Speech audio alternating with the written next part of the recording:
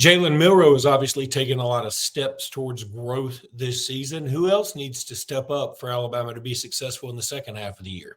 You are Locked On Bama, your daily podcast on the Alabama Crimson Tide, part of the Locked On Podcast Network, your team every day.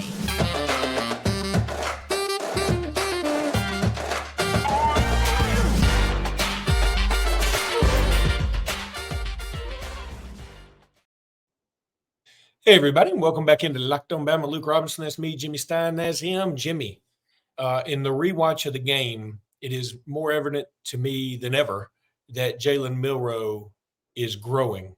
They grow up so fast, Jimmy. I know you know this. They really do. You blink and they're playing Texas A&M on the road. Hey, let me ask you this, since you just named his name, and I just looked this up, so it's interesting.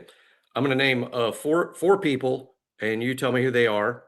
And again, a lot of this is, I think it's educational. Okay, here's the four guys I'm naming: Sam Heward, Ty Thompson, Brock Vandegrift, and Kyle McCord.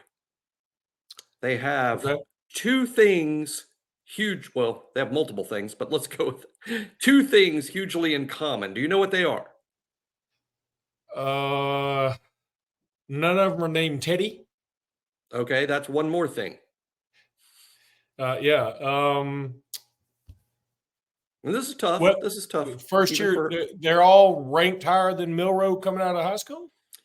All true. Yeah, that sums it up. All four are year three quarterbacks. They all came out of high school at the same exact time as Jalen Milroe. Okay. Three of them are QB2s, meaning Sam Heward is the backup to Michael Penix in Washington. Ty Thompson is the backup to Bo Nix at Oregon. Brock Vandegrift is the third-team quarterback at Georgia, well behind Carson Beck. And Kyle McCord is the new starter at Ohio State and doing okay, right? He's doing okay. All four are year three quarterbacks. All four were industry 5 stars. 5 stars. Milroe was not a 5-star. Milroe was the 13th ranked quarterback per the industry in that class. Those were industry 5 stars that are Milroe's age, 3 of whom are not even starting. One is, and probably not playing as well as Milroe. I bring it up because it's sort of nuts, the expectations we have, even for guys who were not industry 5 stars by any stretch of the imagination, and we get frustrated that they aren't better than they are. It's crazy. Who sets these expectations? Because it's not you and me. You know what I'm saying? I mean, who is setting the expectations for these kids? But anyway, carry on.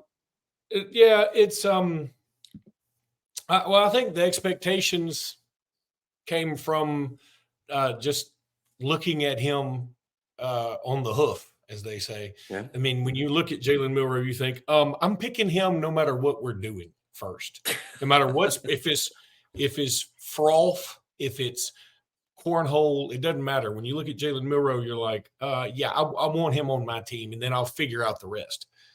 And obviously he's taking his lumps, and I think that's where he really has grown in the rewatch of the game, was that this man took some serious shots. That one sack that led to a fumble that thankfully Caden Proctor, by the way, Caden Proctor growing and playing much better and had the wherewithal to get on that fumble was huge. But Jalen Milroe gets sacked and he gets hit from behind. And my first thought was, if either of the other ties get hit like that, they just explode like confetti. There's Rolos and Tootsie Rolls going everywhere. And, Tootsie Roll Pops, everything's just flying out of these kids, because like they're nobody pinatas? else can take a shot like that. Yeah, they're pinatas. There's no way that anybody else is taking that shot and getting up. Milroe sort of got up and arched his back a little bit. Yeah. And was like, that hurt, but okay, I'm ready to rock. Like when Thor falls off a building. Yeah. It's like, kind of wish that hadn't happened, but oh well. I mean, let me just get up and throw a touchdown. Because Shake it off. It wasn't. Was it the next play, or it wasn't very long after that he threw a touchdown. That's very Milroe-ish, isn't it? He Yeah. is. There's sort of an Avenger super freak to his game a little bit, but hey, he's got a long way to go. He has a long way to go. So some things, I said this last night too on the BOL board. Two things can be true. I don't know why sometimes it's hard for people just to focus on one thing, but two things can be true. Here's number one. All of the Milroe critics, cynics, and haters, and there were a lot of them, and we're talking to a few, I'm sure. All the critics, cynics, and haters have to acknowledge how far he's come, because y'all said he would never be this good. Y'all said he would never do what he's doing right now. Y'all said impossible. He'd never be that. They have to acknowledge, wow. And secondly, this is also true. He's got a long way to go. There are still some flat out deficiencies. He's not consistent as a passer. He's good. He's not consistent. He's still got to be more decisive on when to bail the pocket, when to throw it away. And I think his biggest weakness of all, and this is the most complicated stuff. There's quarterbacks just like going to college, Luke. There's 101, there's 202, there's 303, and then there's the 404 classes. This is the 404 stuff, but he's got to make strides with pre-snap reads. He's got to see what's coming and make sure, help the center, help the offensive line. He's got to set protections. He's got to advance to that point. Now, that's hard to do. This isn't just us sitting on our couch going, why can't he do that? Y'all can't do it either. Neither can I. But he's got to improve when it comes to setting protections and understanding what the defense is doing. But again, he is a year 3 redshirt sophomore that just made his 6th start. Those of you demanding that he do 5th year senior level stuff, y'all back up, okay? Give the kid time to grow and develop, because the strides so far are crazy impressive. And I do think maybe even by the end of this year, it'll be crazy to see how far he's come. But there is still a long way to go. Both of those things can be true. We need to acknowledge he's better than the critics said he ever would be. And number 2, he's got a long way to go. And everyone needs to get on the same page and start rowing all the oars in one direction and support this kid and this team. And, that's both the good and bad news, right? That he's got a long way to go. But, hey, he's got a long way to go, meaning the ceiling's higher. And he was really, really good in this game. So, I mean, you can take it as a positive.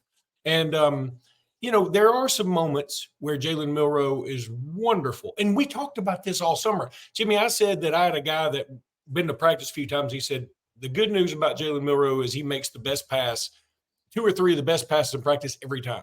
The bad news is he makes 2 or 3 of the worst decisions or throws in practice every single time. That's going to continue to happen. What you hope to do is minimize those worsts and maximize those best, obviously. But he's going to have some worsts. And look, good. And here's the other thing. Tua Tagovailoa, I watched the whole Miami Dolphins game yesterday. Tua had some of the most unbelievable throws you can believe, and just on target, just, on a dime. Beautiful. He had 2 god-awful decisions, but he maximizes his best, and you just live with the worst, because guess what? They're still racking up yards and points and beating everybody for the most part. No, absolutely true. And Tua gets treated by some people, whether it's the NFL experts on the media or some fans and message board. Tua's playing unbelievably awesome and still has critics. It makes he might win him NFL MVP. But one point about Milroe, I'm going to bring up one of the most talked about plays of the game.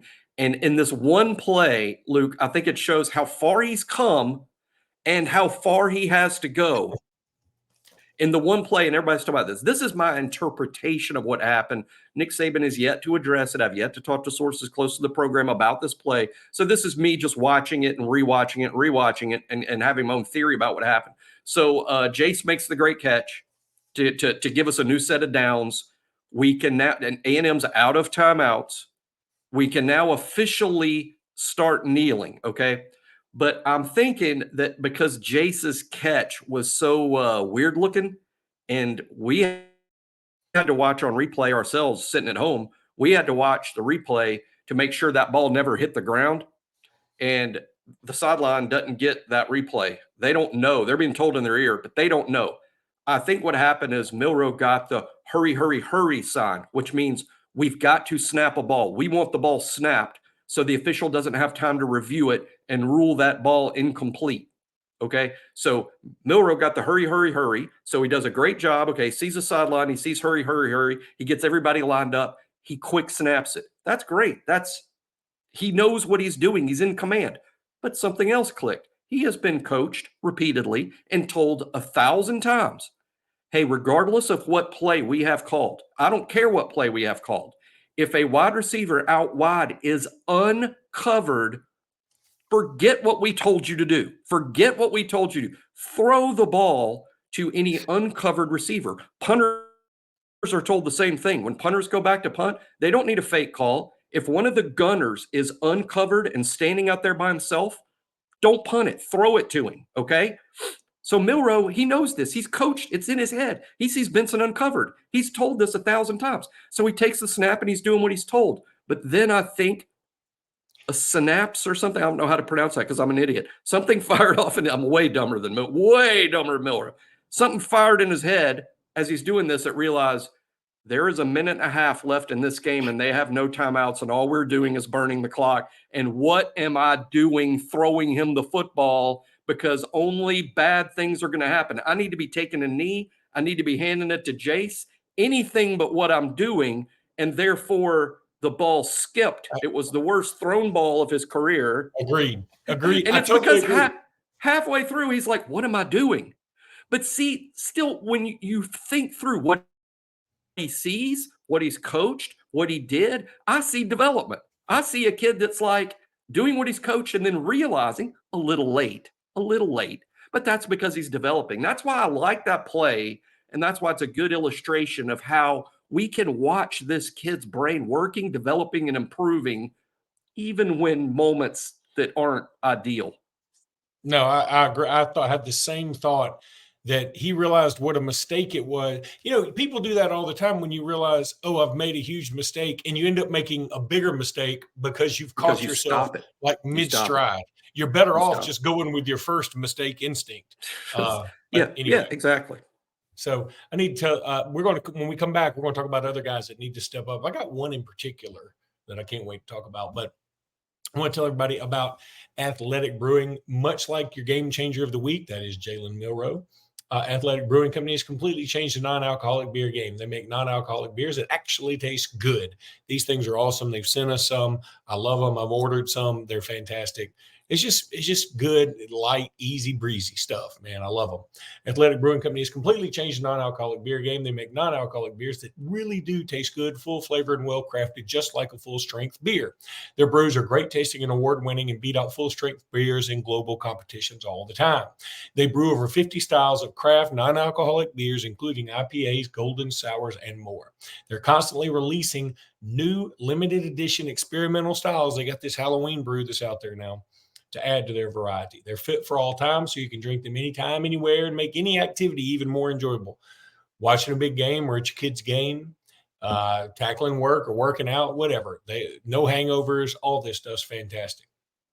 You can find Athletic Brewing Company's non-alcoholic brews at a store near you or browse online at athleticbrewing.com. First-time customers can use code LOCKEDON to get 15% off your first online order. That's code LOCKEDON at checkout for 15% off at athleticbrewing.com.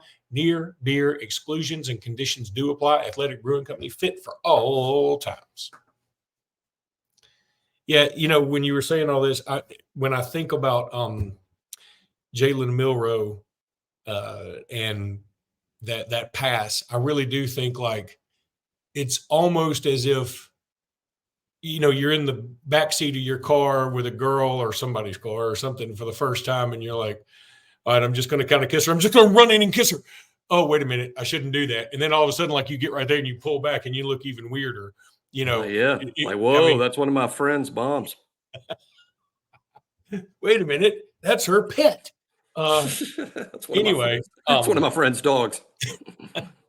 So yeah, it's like he just got so excited. And look, I get it, but I mean, and really, while I'm sitting there as a 50-year-old guy who's watched a boatload of football, I was thinking, okay, that's fine. I get it. You wanted to snap it in a hurry and do all that, but just fall down. But it was already in his head. It was already there. Amazing. And this all is going to come with experience. And I think we just all got to grow with it.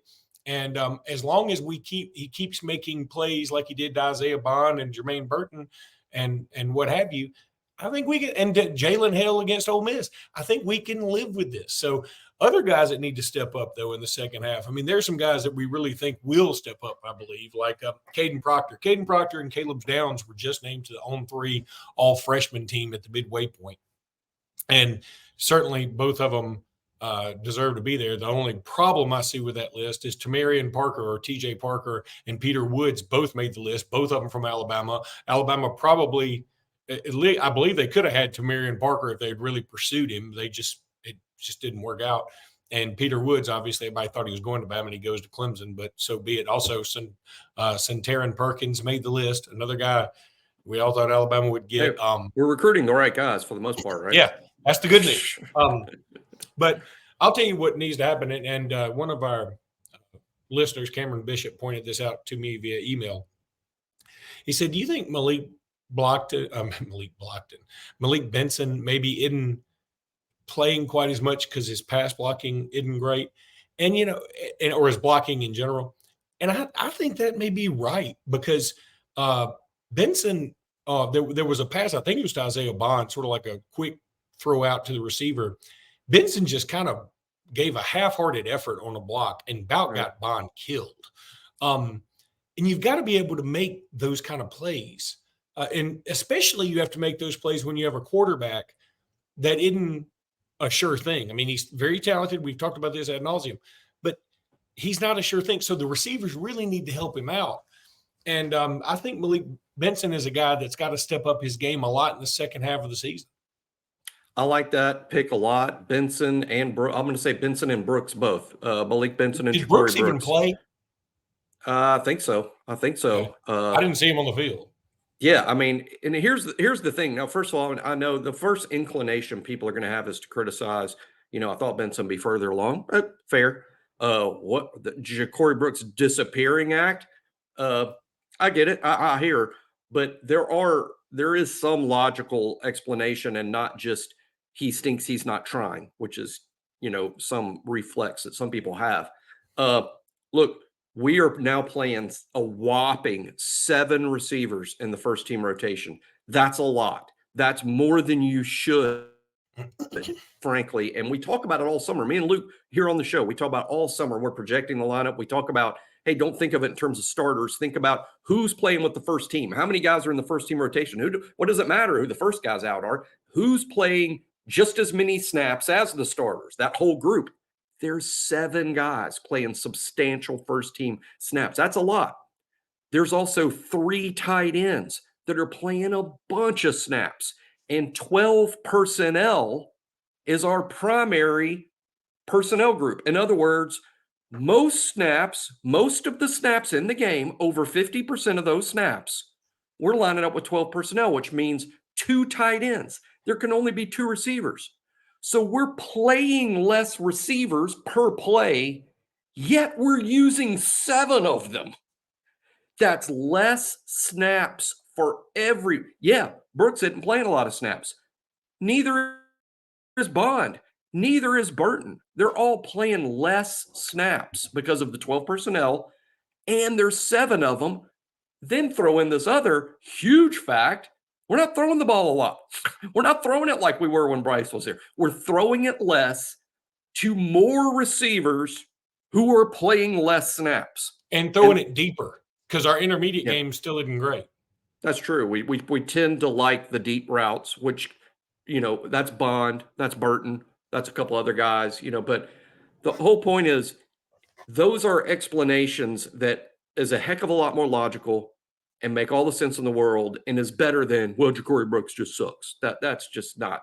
He hasn't regressed. He hasn't gone backwards. Use that voice again. Yeah, and by the way, I like it. I like it going forward. That's the voice of the disgruntled. When we come back, Jimmy, want to talk about the guys that made the Alabama roster for the Alabama-Mississippi All-Star game that are committed to Alabama. But right now, I want to tell everybody about eBay Motors. Passion, drive, and patience. What brings home the winning trophy is also what keeps your ride or die alive. eBay Motors has everything you need to maintain your vehicle and level it up to peak performance, from superchargers, roof racks, exhaust kits, LED headlights, and more. Whether you're into speed, power, style, eBay Motors has got you covered. With over 122 million parts for your number one ride or die, you'll always find exactly what you're looking for. And with eBay Guaranteed Fit, your part is guaranteed to fit your ride every time or your money back. Because with eBay Motors, you're burning rubber, you're not burning cash. With all the parts you need at the prices you want, it's easy to turn your car into the MVP and bring home that big old win. Keep your ride or die alive at ebaymotors.com. Eligible items only. Exclusions apply. eBay Guaranteed Fit only, and I mean only, available to U.S. customers. Is I'm going to put the little banner down here, I think now. Yeah, there it is. I did that a little late, but I will.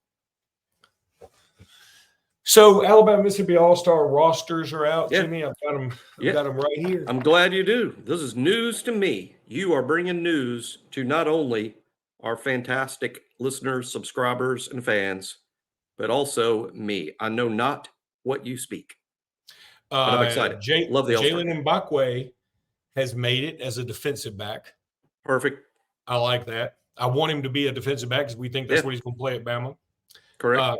QB His Reese, choice, by the way, I get asked about that all the time. Why are we playing him at defensive? Because that's where he wants to play. He wants to play cornerback. QB Reese has made it as a linebacker, defensive end type. I'm all for it. Love it. QB Reese is 80% committed. You know, I mean, I don't know another way to say it. I mean, he's 100% committed. Now that doesn't mean that he's going to be on that signing list on signing day, perhaps, but I hope so. You know, I'm a QB Reese fan, big time. You know, he reminds me of, I told you this the other day, but I'm sticking with it. He reminds me of Red Morgan. And I know that's weird because Red Morgan plays a different position, but the way I look at it, Luke, is if you play for a big time program, or at least a program full of athletes against other great athletes, and you are highly productive, those guys are rarely bust. They're not bust very often. It happens, but big school, highly productive dudes, they're takes, as far as I'm concerned. Dre Kirkpatrick has made it. He's had a nice year. He's had a really nice year. Late.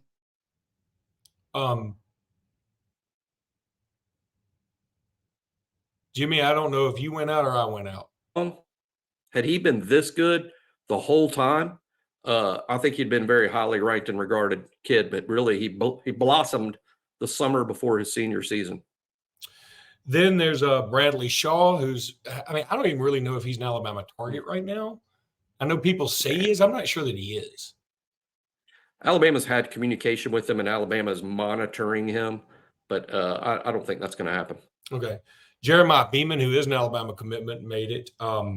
Playing Auburn. Auburn believes they're gaining ground with him. We'll see. Okay. I don't necessarily. I have no information to support that, but Auburn fans believe that.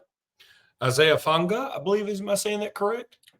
Isaiah Funga. Okay. Isaiah Funga. And he's playing?